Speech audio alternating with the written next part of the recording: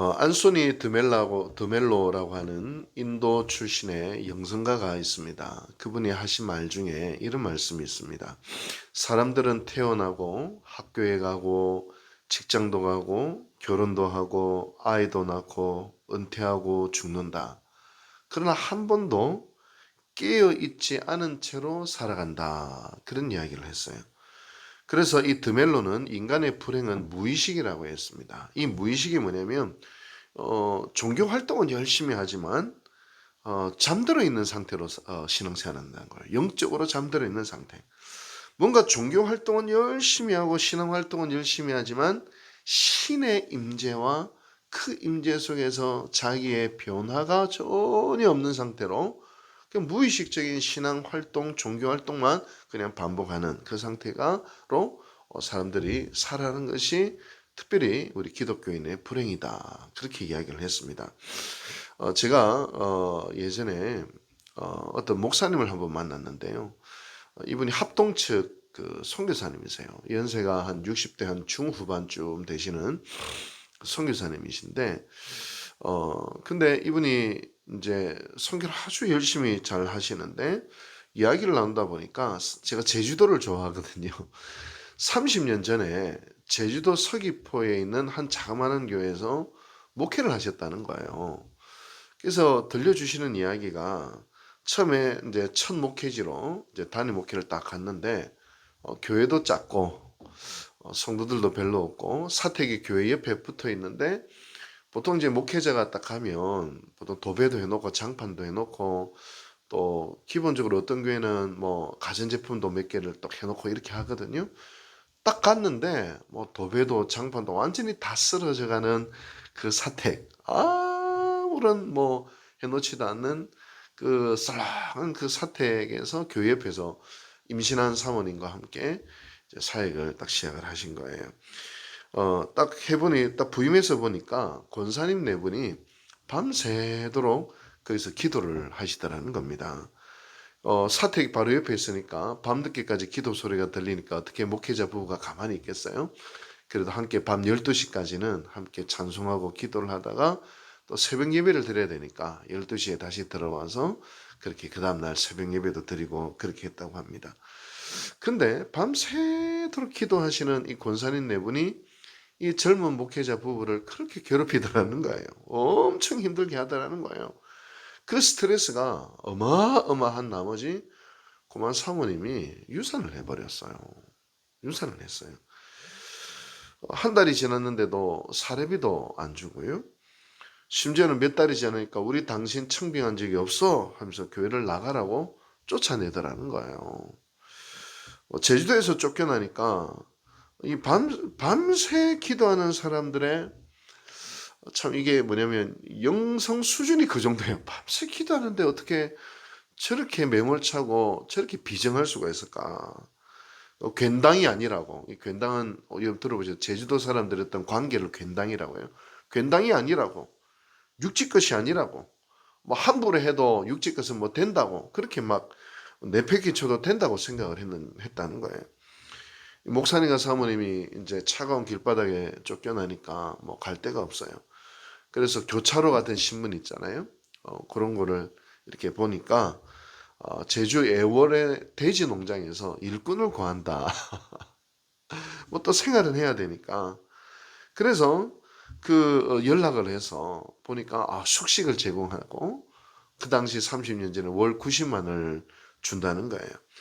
그래서 젊은 부부가 이래 오니까 돼지 농장 주인이 너무 좋아하면서 집에 도배도 해주고 장판도 해주고 또 테레비, 냉장고, 세탁기도 딱 구비를 딱 해주고 한 달에 90만 원 월급 주고 그렇게 하면서 돼지 농장에서 일을 시작했다고 합니다. 근데 제가 이제 질문을 했어요. 그 권사님 네 분에게 받은 상처를 또 그 교회에서 받은 상처를 어떻게 이렇게 회복을 하시고 극복하셨어요? 그렇게 물어보니까 돼지 키우면서 회복을 했다는 거예요. 돼지를 키우다 보니까 어떤 마음이 드냐면 돼지는 배신 안 하는구나. 돼지는 내 등에 칼을 안 꼽는구나. 그렇게 이야기를 하던 거예요. 먹이를 딱 들고 오면 꿀꿀꿀 거리면서 그렇게 좋게 온다는 거예요. 목회자로서 영적인 먹이를 줄 때는 사람들이 아무런 반응을 안 하던데 돼지들은 오히려 먹이를 주면 그렇게 꿀꿀꿀 하면서 좋아하면서 이렇게 자기에게 달려들더라는 거예요. 여러분, 밤새 기도하는 권사님은 사례비도 안 주고 차가운 길바닥에 내쫓았고 그랬는데, 돼지 농장 주인은 방도 내주고 도배도 해주고 가전제품도 넣어주고 일을 하게 해주고 돈도 주고 또 주일에는 교회 갈 수 있도록 다 배려를 해주고, 그래서 이제 회복을 해서 나중에 다시 선교사로 나갈 힘을 얻게 되었다. 그렇게 이야기를 하는 겁니다. 여러분 생각에는 어떠세요? 예수 안 믿는 돼지 농장 주인이 하나님의 사람이에요? 하나님께 쓰임 받았나요? 아니면 밤새 기도하는 권사님 네 분이 하나님 사람 같아 보이시고 하나님께 쓰임 받는 사람처럼 보이세요? 누구 같아요? 누가 하나님의 사람 같아요? 비록 교회는 안 다니고 기도할 줄은 모르지만 도대체 누가 하나님의 사람 같고 하나님께 쓰임을 받은 사람 같은가요? 몸도 안 푼 사모님을 단돈 한 푼 없이 차가운 길바에 내쫓는 그분의 마음들은 도대체 어떤 마음일까? 도대체 밤새 기도하는 그 기도의 능력은 도대체 어디 갔을까? 도대체 예수 믿는 게 뭘까? 장로가 뭐고 권사는 뭘까? 어떻게 기도 한 번 안 한 돼지 농장 주인보다도 더 못할까? 여러분, 지금 제가 어떤 이야기를 하고자 하냐면, 지금 바리새인 서기관 종교 지도자들이요, 밤새도록 기도하고 하루 종일 종교 활동하고 제사 드리고 성경 보고, 그럼에도 불구하고 안소니 드멜로가 이야기한 영적인 무의식 상태에 있는 거예요.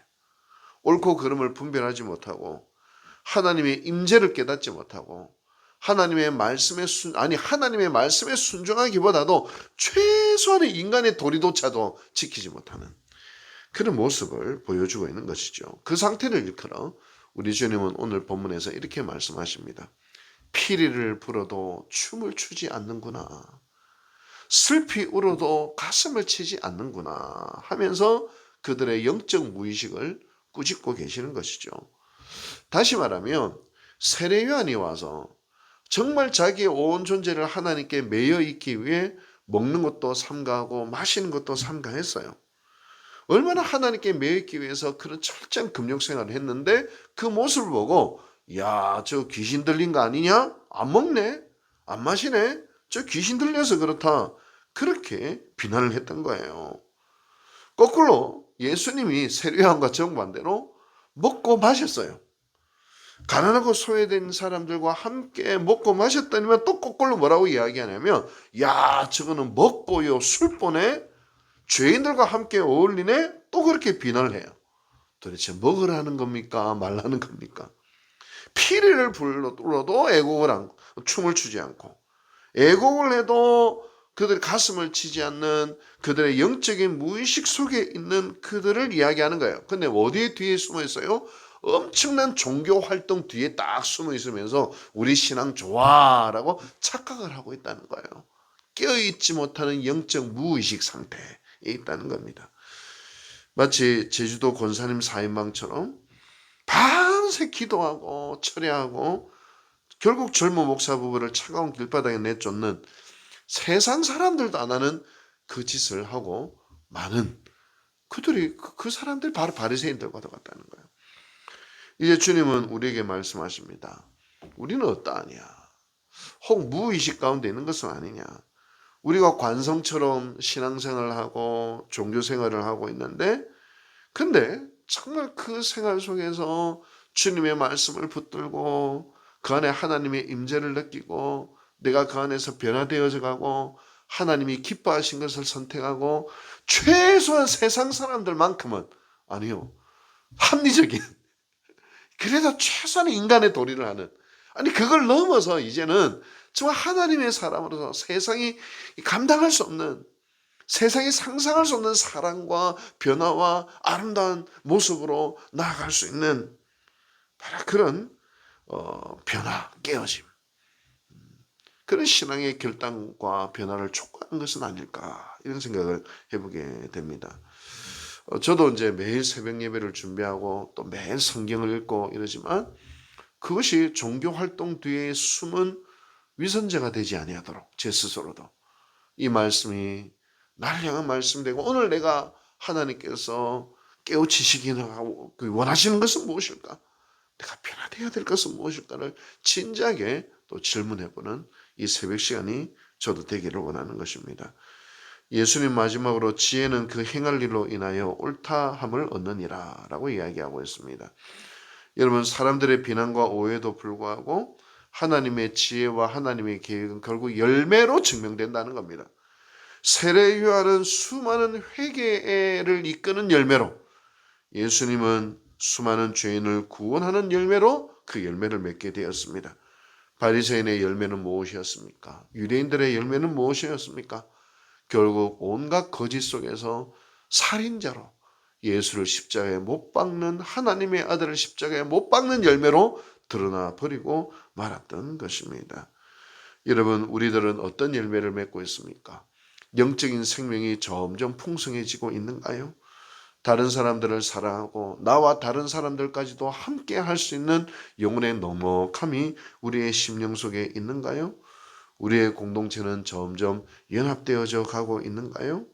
여러분, 우리 유곡제일교회가 우리의 신앙생활이 그런 아름다운 열매를 맺는 곳이 되어지기를 원합니다.